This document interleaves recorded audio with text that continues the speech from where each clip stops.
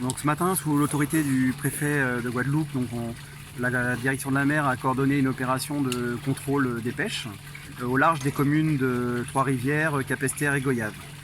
Donc l'objectif de cette mission, c'était de localiser des engins de pêche, de vérifier qu'ils sont mis en place dans toute conformité et qu'ils sont réglementaires.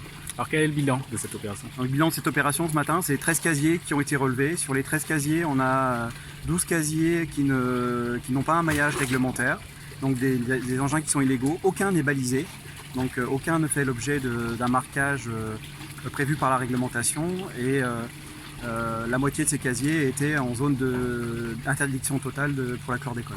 C'est important de rappeler qu'il ne faut pas pêcher en zone... La zone chlordécone, la zone d'interdiction de la pêche en raison de la contamination par la chlordécone, a été mise en place pour éviter que soient introduits dans le circuit de commercialisation des poissons qui sont manifestement contaminés.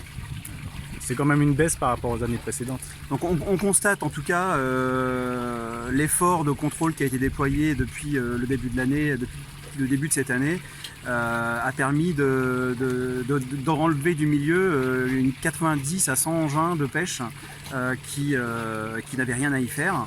Donc aujourd'hui, la mission d'aujourd'hui a quand même permis de voir une amélioration avec moins d'engins dans la zone d'interdiction totale. Mais il y a encore du travail à faire, donc les services de l'État restent mobilisés et seront présents sur la zone pendant les semaines qui viennent et les mois qui viennent pour veiller à ce que les interdictions soient strictement respectées.